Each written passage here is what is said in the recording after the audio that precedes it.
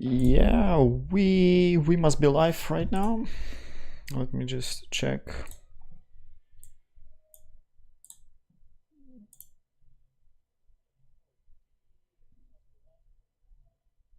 Yeah, audio looks good.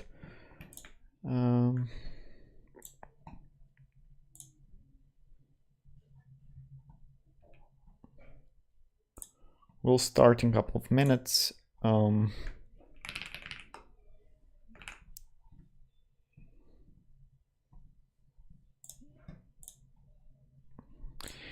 Let me just look around what we need to create. What is on today's agenda is agenda. We will need to fix the iObject terminal checks. I don't know how to type today. It's a bit late, but we'll try to take in 1 hour or 2 hours of stream right now, since it's Sunday. Fix the iObject terminal checks, and then we will need to kind of clean up the execution code to make it up execution in order to implement multithreaded multithreaded subgraph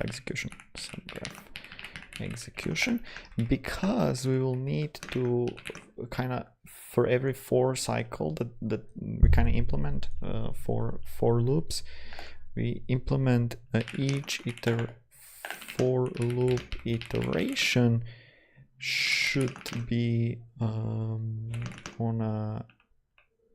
should be on a separate thread if possible. I mean if efficient enough, if this is more efficient,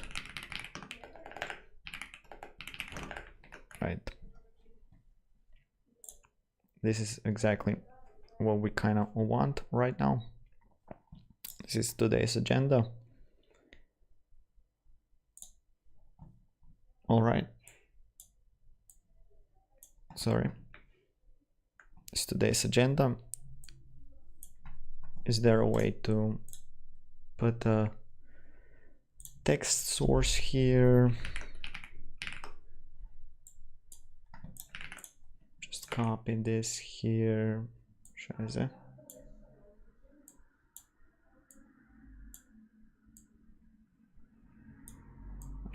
Should do it in another window, but in like studio version probably, right? Let's studio mode.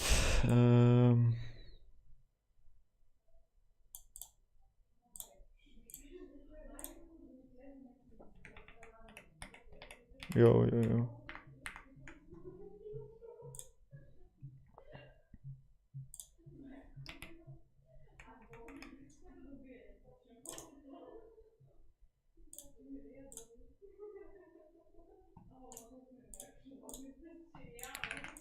Let's see.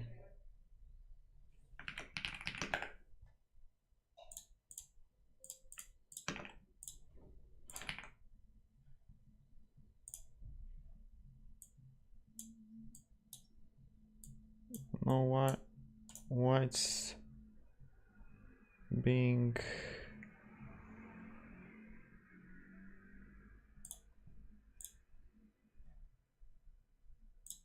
so select font. Okay, so you need some 16.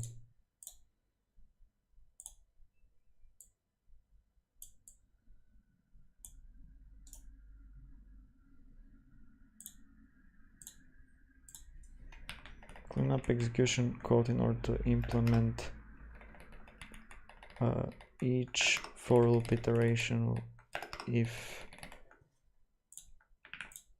So just make it a little bit bigger at least.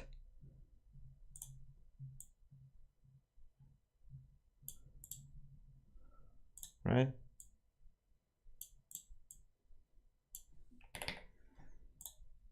Okay, so I can cut this and then go into this mode and probably just fix the iObject terminal checks, and then we will move to clean up the execution code in order to implement multi-threaded subgraph execution. Each for loop iteration should be on a separate thread if this is more efficient, right? So that's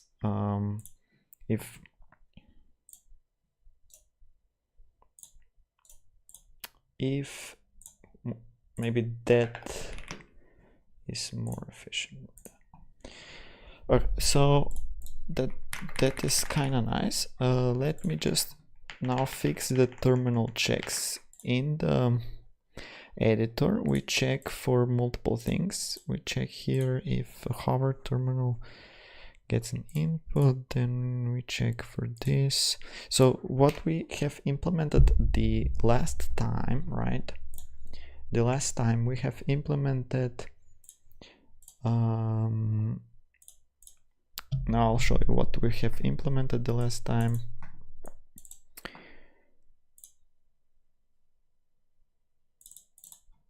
We will need to get to the type converter once,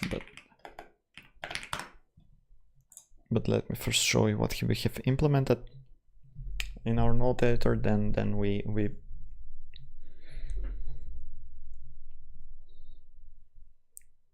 okay. So we have implemented this. If you add a for each node, then there's automatically for each end node, and you can add an array here and you get an element out, and then this element puts it in here. So like you can put it in here, right? And then you get the array out. So for each element, this subgraph will be executed here. Right, but now if I try to add like some other node, let's say some PyTorch node where you have some other type of element here, right? The editor will just don't allow this connection, right? Even though we don't know what kind of element is this, like the editor wouldn't know in advance, because there's no way to know in advance, since typed arrays are not statically typed. They are runtime decision is you can in runtime only ask what kind of value is it in the array, right? So unless the array is given, there's no way to know here. So we need to kind of confirm this thing, right? That you can, any value can be converted to here, right? If an error happens, then it happens, right? But we convert it regardless, right? We don't convert it, we just assume that it's convertible, right? So there's this description. So it's actually node editor always asks the type converter if a conversion is possible or not, right? So the type converter has some things already, I think, inside. Type converter actually has this kind of register type conversion, right? But it has already some conversion that are always possible. So an iObject. So if oh yeah, these are integers. So these are some integer conversions, some double conversions, right? But then namespacing back is an iObject. So what is this class here? If it's from and to, okay, this is equal, right? And it's iObject, right? But we kind of want to say the following thing, right? If from yo, I hate this. We have enabled it in the last stream, right? The Copilot. So it's kind of but I prefer typing on my own. From is data structures value type iObject, right? And then to is as well, right? Oh wait, namespacing is iObject. What is namespacing here? I don't remember. Scheiße. From and to, and then from class and to class, it does not really kind of matter. Namespacing is to class, and then splitting an iObject here. Splitting this, right? What is this? Namespacing to class. So if it's to class, if it's in an iObject class, then it's possible to convert it to an iObject regardless of the input.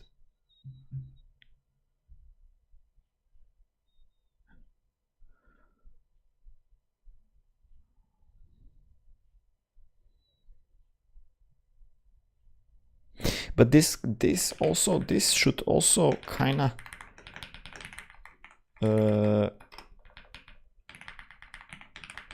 get to the from, right, as well. Like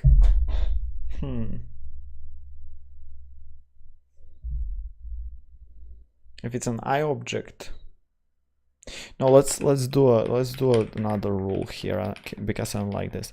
So if from and to are both iObjects, and or no, maybe they're not both iObjects, because you don't know if they're iObjects or not, right? So yeah, I think we will do this as an iObject all regardless, and then we will say, okay, and from class is like empty, or to class is empty. This way we don't know if this is possible, but we will say that it is possible, right? The editor doesn't know that it's possible, we will say that it is possible, right? So what is this here? This is to class, then we have to, then we have same, false, can convert true, lossless false. So I'll say same is already kind of true, right? And this is true. And native is false, of course. And chain is empty. So I'll do this. And now if I kind of build this, it should fix the check, right? It should fix the check. This should be fixed. But we'll see.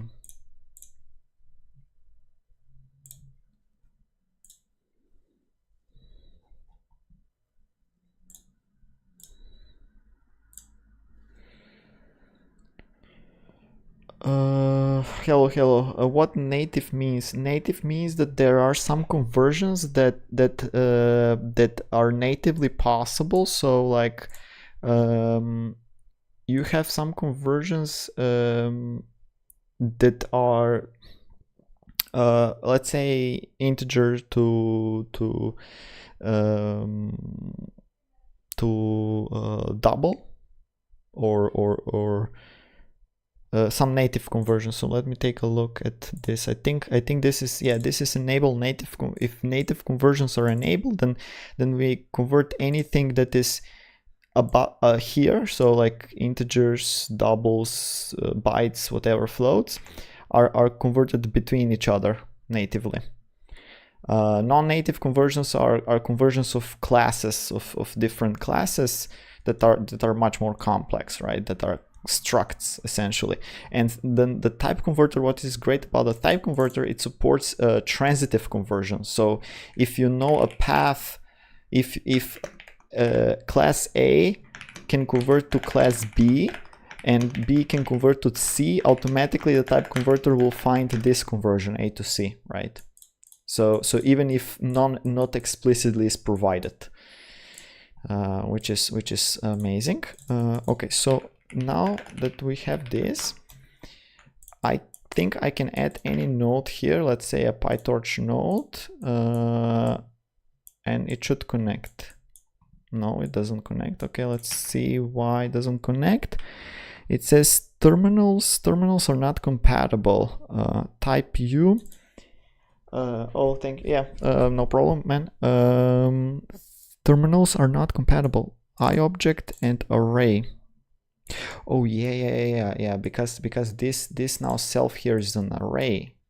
It's not this. Okay, so it's not an iObject.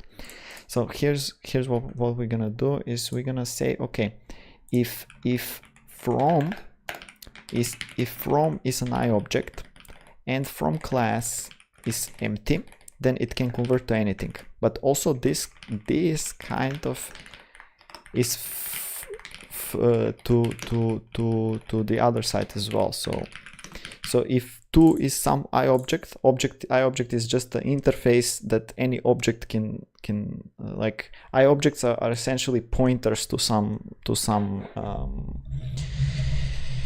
it's not pointers, but it's so min bases are essentially pointers to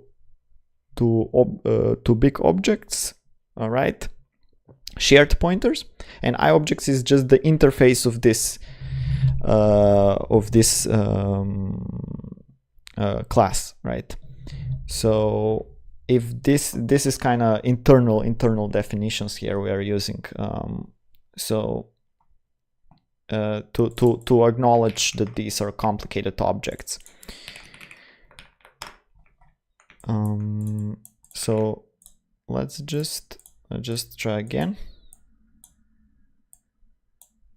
Okay, now it works and this works. Okay, cool. Now, but of course, yeah, this works. But of course, this is now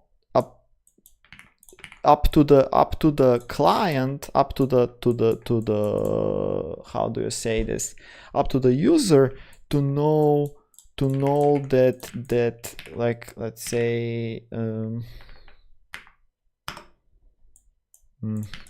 what is some concatenation is some, I don't think I have but it's up to the user to know that this kind of conversion now is compatible, right? So we kind of need to handle this thing. What if the user makes mistakes here, right? If this is not a tensor but it's something else, right? Then this error should kind of notify the user that, wait, you have made mistake, and in the runtime this mistake pops up, right?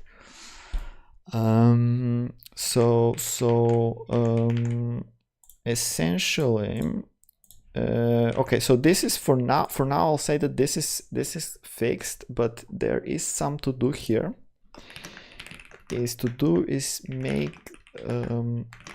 make better error diagnostics for if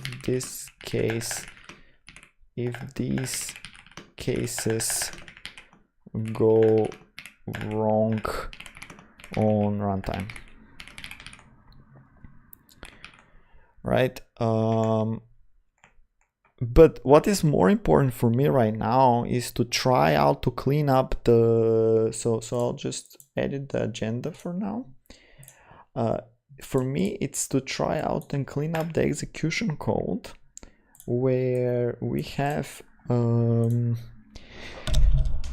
where now we execute the graph on a multi-threaded with some kind of just-in-time parallel execution, right? But if we have this kind of subgraph between two nodes, this kind of subgraph the editor should know that this kind of subgraph is parallelizable in itself through iterations, right? Through multiple iterations. So each iteration should be like on a separate thread if possible, or bunch of iterations should be on a separate thread if possible, right? Because it may be like 100,000 iterations, right? And you want to distribute this through different threads, right? And the way this here is now we need to clean up a lot of code here to make this work, right? And this is kind of hard part here. What I want today to achieve. First, there is this function execute where sources can be given and targets can be given, right? And this is kind of clever function that executes only the part where between the sources and the targets are given, right? And the sources or the targets given is just essentially these two nodes, right? This is the for node and the end node, essentially, right? But the for node and end node there is a problem, right? The for node and end node should not be executed in themselves many times. There should be just the nodes in between should be executed, right? But let's see how I'm gonna approach this. Because here we post to a UI dispatcher, right? We post and we prepare execution resources. Wait, because there are two functions here. There are two functions that deals with execution. So this executes target nodes. This just says, okay, I need these and these nodes, right? This function validate all output nodes. So this is validation, cyclic dependency, right? Here we kind of need to check as well whether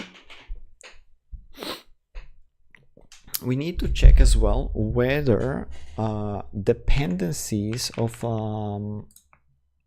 of this, whether all nodes are properly in a loop. So you cannot have something like here's for, there's like some nodes,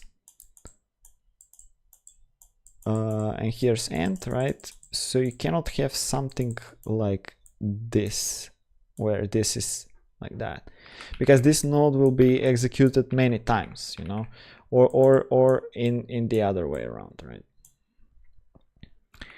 So we have already built this function where we get an iteration block here, and here you say are these in between these two nodes, and we return this block. But if is visited UI and is like these are exclusive on both of these, then this is an error here. So I didn't want to return optional. I kind of changed that to not optional because I still want to return something. But I can return an kind of error result, and there was some structure that was implemented just like this. I don't know if it was error result. Result code. Error code something different. Error code is essentially a message and a code, right? So this what is the hi, hello, just read the description. The description provides many information about the node editor. So you have thesis on the node editor that we are building. It's an enormous, huge project, and from time to time I'm streaming about some details in like the execution engine and other things as well. So there was some kind of struct. There was like not std end, but like maybe a tuple. What was it, or a variant, right? But these are all yeah, it was a variant. But then, yeah, you could say a variant of this, right? Int or float, right? And then the problem. Okay, so let me just sorry. Scheiße. Let me start dark theme because Chrome, there was some extension. Dark reader, that this is the extension.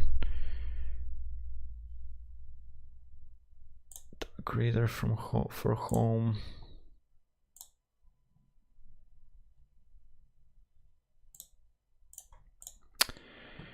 So I don't blind myself every time I open references. Okay, so std variant, we can use std variant, but in our code base, std variant is very nichely used, almost never.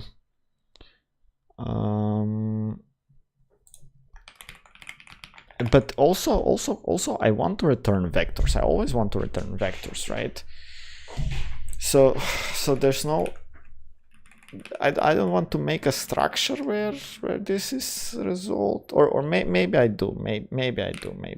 Let's make a structure. Let's make a structure here, iteration block, and this will be like IDs, and there will be like status, where it's like 0, like or error code,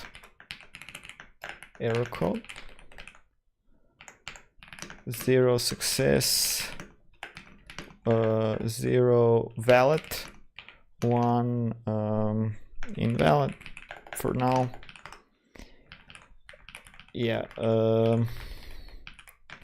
and this get iteration block, this should return this, right? So I'll just do this, and then on the result here, I'm gonna say result.ids.push, result.error code is 1. Wait, I shouldn't leak some things.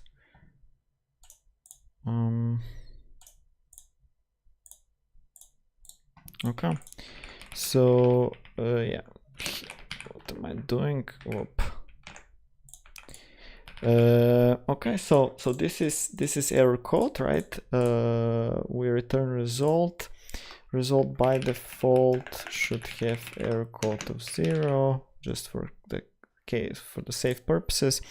Now whenever we use this iteration block, we need to grab the here update iteration geometry layout. We kind of just say if iteration block, maybe if it's an error code of this block, maybe we kind of want to notify the user that there is some problem with this block, right?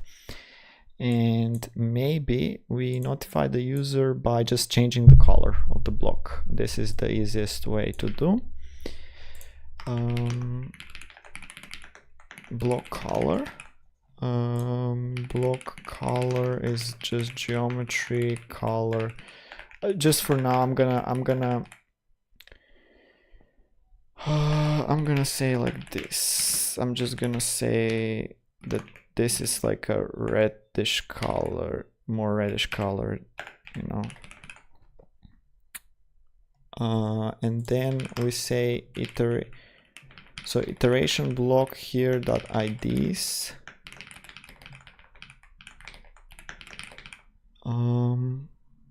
So if it's this error code, then we have to say just block color here. I think this will now detect. How long do you plan to keep working on this code base for? I mean, quite long, you know, like in date, I don't know. I'm planning to. I'm maintaining this actively. So this is quite quite a large project, you know, and we're maintaining this because we have actual projects on this. It's in production, and I cannot. Of course, until I'm getting paid, I'll maintain it. And I'm having fun maintaining it, actually. It's an interesting project, and we have a lot of plans to do to work on this. So not only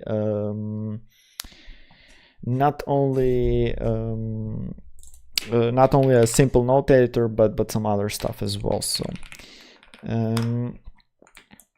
it's a fully generic purpose note editor. But so if I do now if I let's say I do this, right? Now it's this is invalid, right? Block. But now this is a valid block. This is nice. Okay. So now we can get if a block is valid or an invalid. In the execution engine, however, then I'll read your paper and come back. Thank you.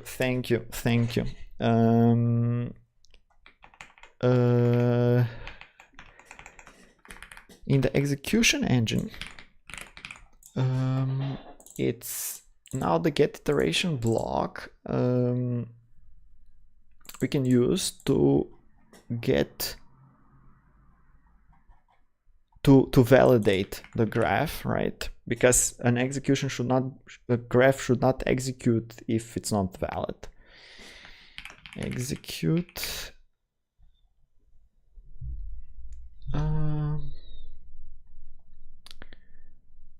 now if it's the problem here is that there are two entry functions to graph execution. And this kind of a little bit I hate.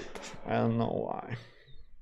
I need to maintain these both two functions because they're kind of different functions. They rely on different stuff, you know. One function executes the call graph and one function executes iteratively, right? So there are two different functions.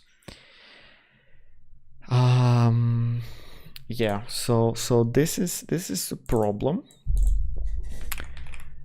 but since the graph nodes, since checking cyclic dependency is I think the same through both functions, or no? It should be. Maybe I make a function here checking graph validation. So is valid some function, right?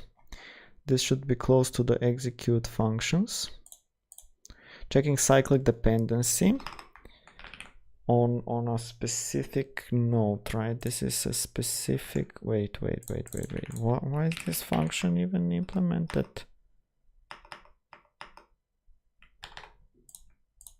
Check cyclic dependency, and it does DFS from a specific node. I don't kind of remember what was this, but yeah, this is only for the last nodes, right? It's only called, this function is only called on the last node, right? Node IDs, which this is output nodes. These are output nodes. So maybe I'll just rename them output nodes.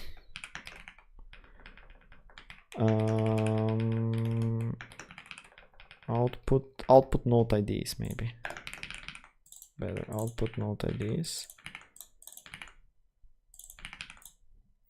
because the graph could be made out of multiple components. So this is something that has to be also thought about, right? These are all cases that we have measured and I think tested, you know. But there should be a function bool is valid, and this function should kind of checks if the graph is valid.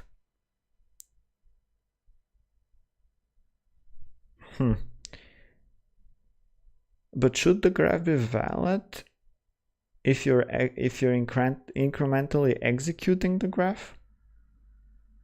Because sometimes if there's no output nodes, right? Should you give output nodes to the graph function than to the valid function? Because some parts of the graph could be invalid while other parts could be valid, and you could execute these other parts, right? Check if the graph is valid.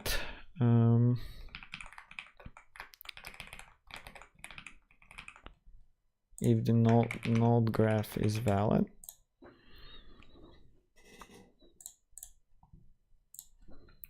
But yeah. So for me, I would say that maybe it is best to say that the graph is totally valid, right? But if nodes are disabled,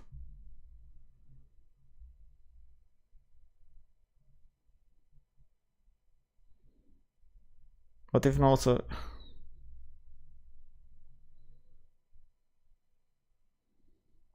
I mean, here what we do is we check output nodes, are they valid IDs, right? And we say output node IDs, we push this ID.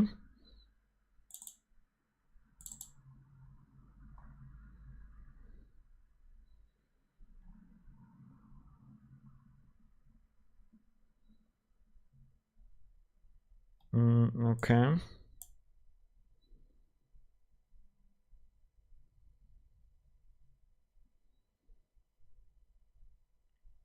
But instead of output nodes, we can find exactly each output node where it is, and it should be valid, right? There should not be any cyclic dependency regardless, right?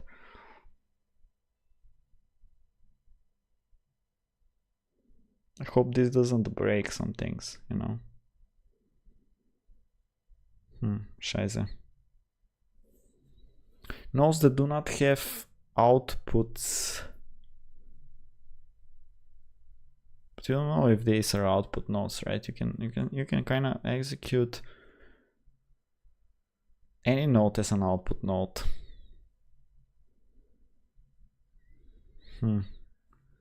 Should we want to restrict that the graph is always valid or not? That's the question. Because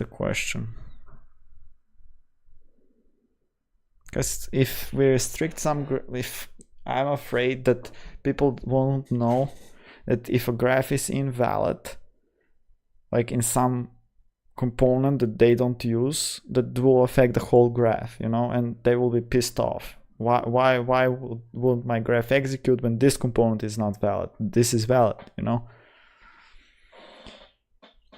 Thanks, man. Yeah. Programming in C++ is fun and brings old times and old time vibes, and I don't like coding with AI, so I mean, I'm coding with AI sometimes, yeah, but this project is 0% AI code, so I'm keeping it that way.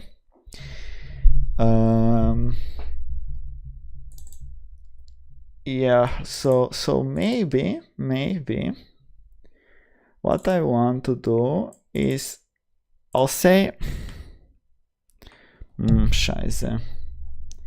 How is this function then checking for cyclic dependency? This function is not checking for cyclic dependency. No, I'll say this. I'll say that the graph must be valid. I don't care. The graph must be valid because you cannot just have two different things you know, you cannot have one function expecting that the graph is valid and the other function is expecting that the graph is not valid, you know. This should just say that the user maybe then the user just disables this part of the graph and says, okay, whatever, this part is disabled. But this will piss off a lot of the users, so you have to think about user experience, right? It's not only coding something that just works, it's coding how the users will understand it, right? It should be intuitive for the users to understand it.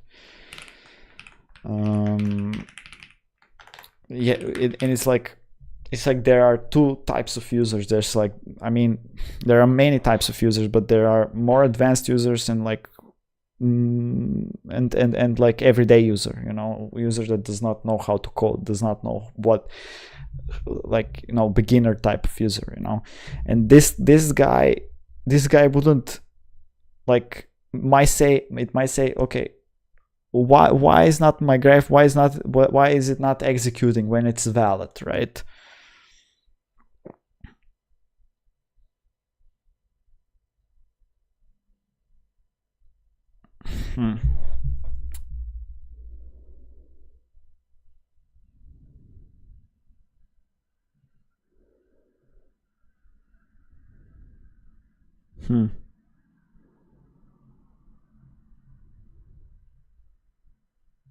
Oh no. Hello. Oh no, it's very hard. It's very hard to say that you know, to say is something, you know. Okay, so let's keep it backward compatible for now. I don't know.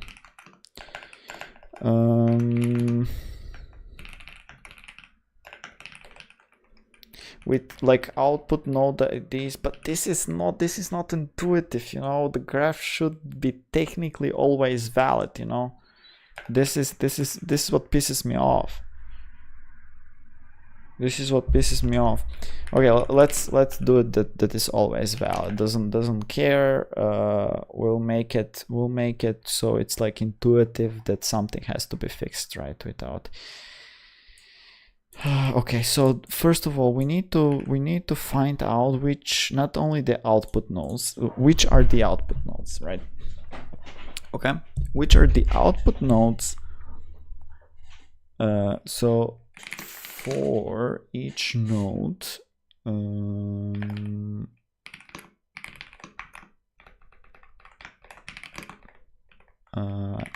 M nodes, right? So you want to ask yourself if this node is like, it's an out, it's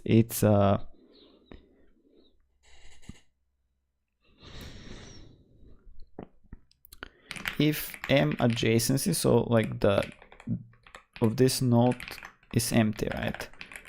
Then there's no connections that are going from this node to some other node, right? This is an output node. But cyclic dependencies can break this. Yo, cyclic dependencies can break this. Scheiße.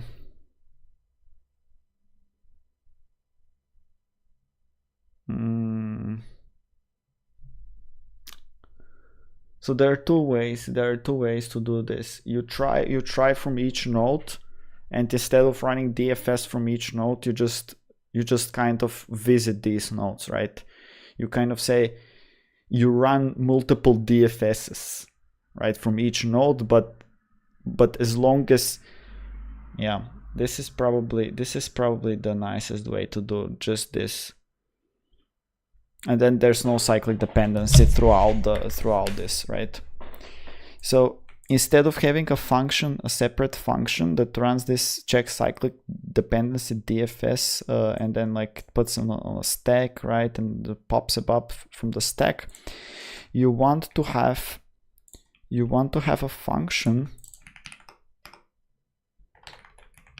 You want to have a function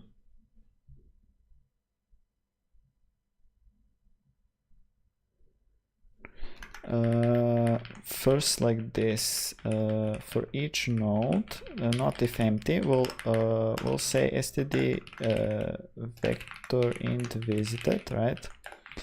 And we'll say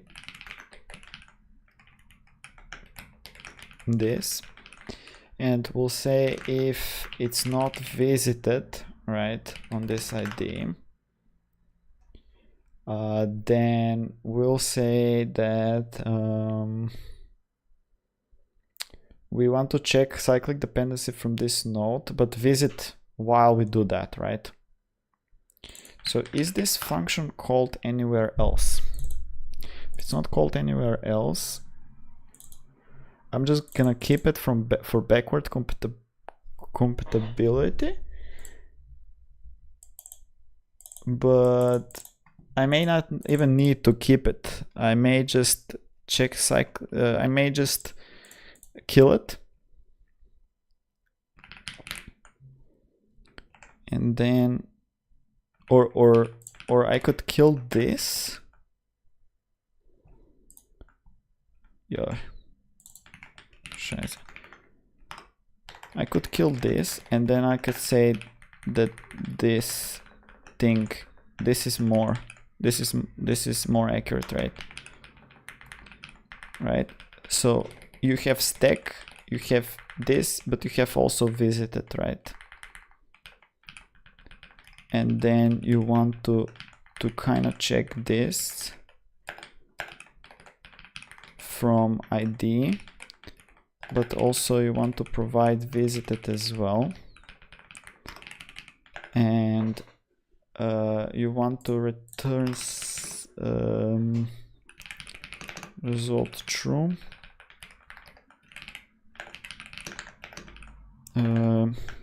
Want to do that, turn true, and then you want to define this function to accept a visited stack. So we don't iterate through already visited nodes, you know. This is what I want to say, you know. So this function, yeah, this function here should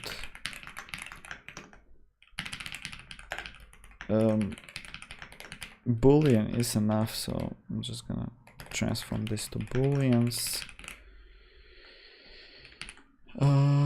Check dependency.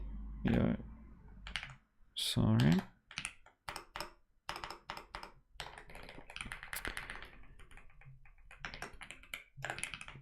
This, then you want at each this you want to say visited at u is true, right? Okay. Then this will fill up the visited. This the stack this could be actually allocated here and then cleared. I think this is all. This will be already cleared, but let's say it's cleared.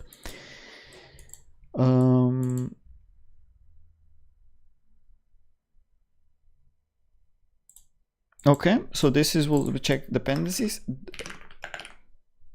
It has, for a graph to be valid, it has to check cyclic dependency, right?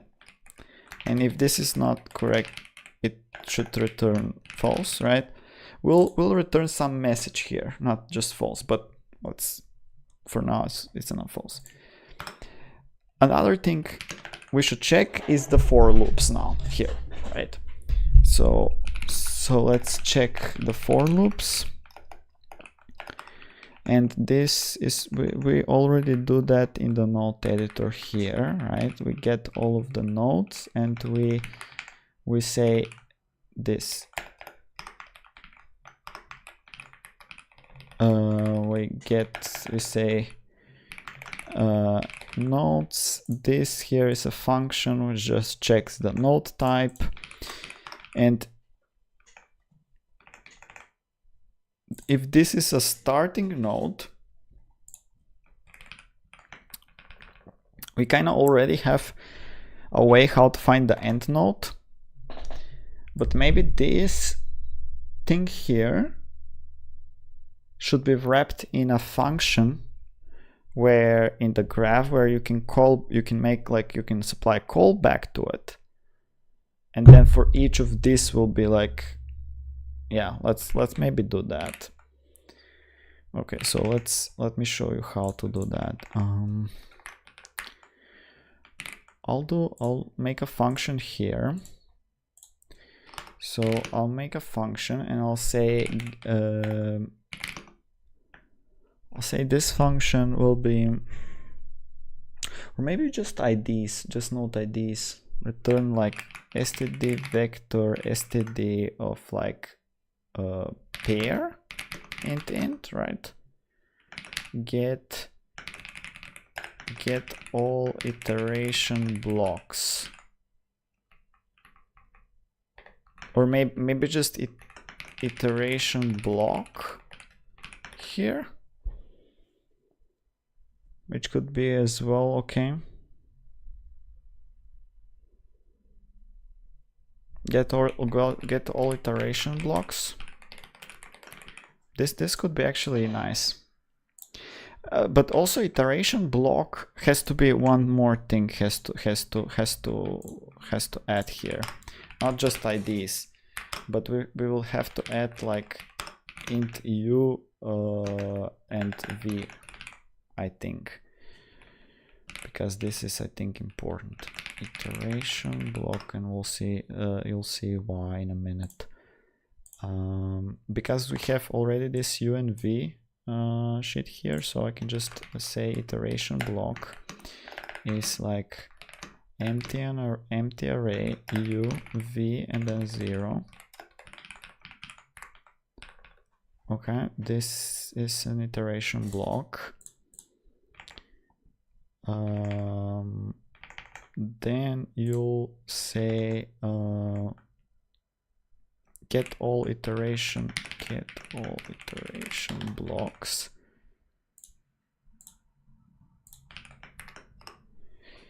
Get all iteration blocks is just essentially what we are doing here, right? We iterate through all of the nodes, we get the partner ID, we get the end ID, and we get the iteration block. This is exactly what we need. Just a little bit. We just need to change some things here.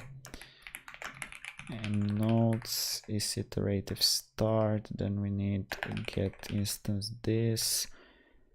Partner node is null pointer. Okay, if it's null pointer, we just continue. We get this. We get iteration block here, and we can push back iteration block.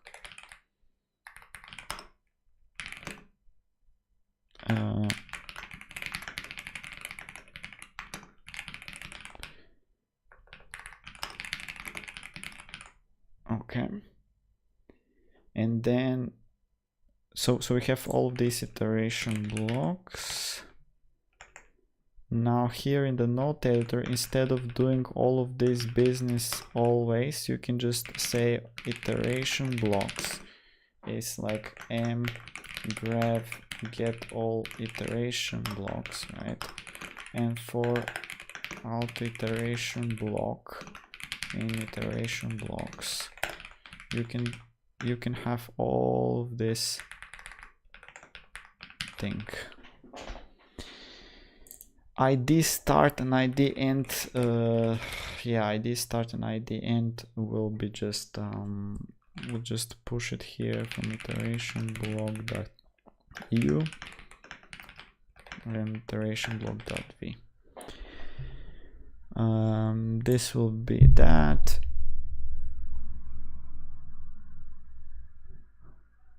We can actually make it.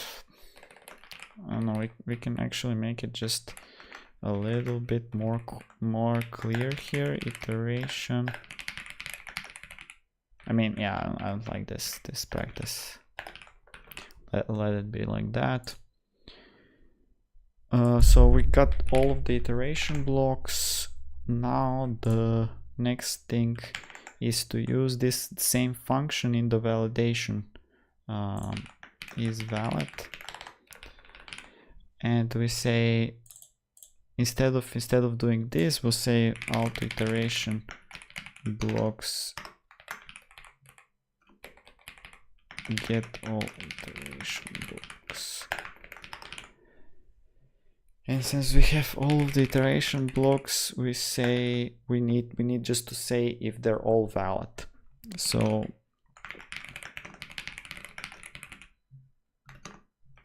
for auto block iteration blocks, if block error code, then return false, right? Otherwise return true. And now I can just, in both of the execution functions, instead of checking this cyclic dependency shit and all of this other stuff, as soon as I try to execute anything, I'll just check if it is valid. If it's not valid, I'll just return. And I'll just put an error here. Last error, core error code, and then there was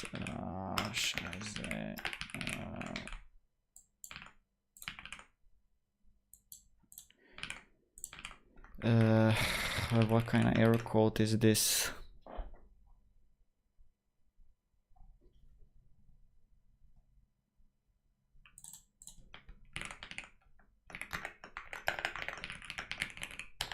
Last error is like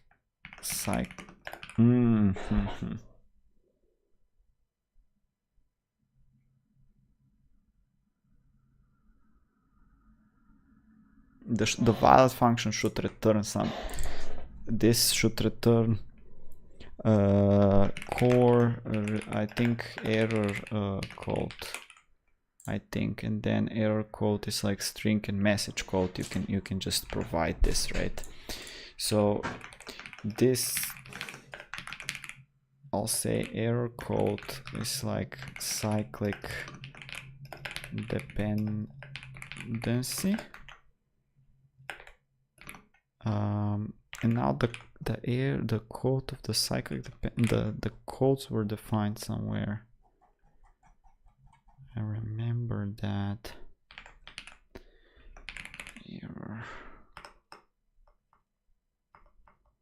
Errors were defined somewhere. Yeah, error code. Yo, there was this success thing. Execution. Oh no, this is execution status. Yeah, execution status is like 16 on the cyclic dependencies, right? So we can just return that. We can just return that. We can say last error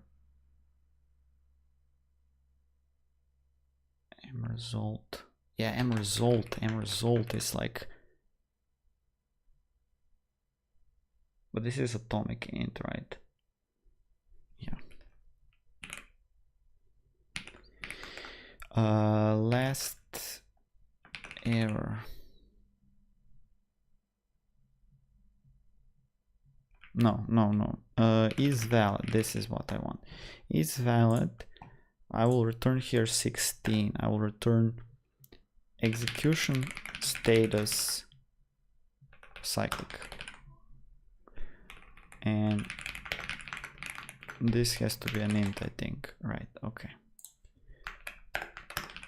This line is too long. Here, on the other hand, is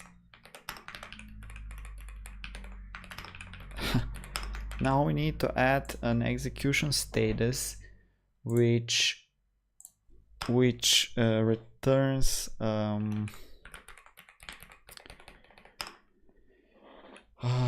Invalid loops, invalid iterations. 64.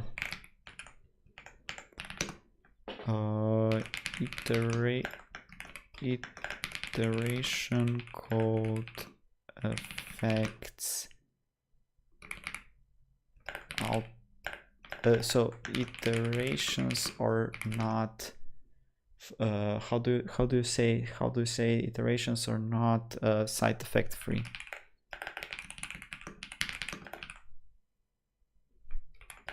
Is it like this, or is it? I'm not sure how this. Just gonna side effect free or side effect free. Okay, so both can be done. Okay, cool. So invalid iterations. This will just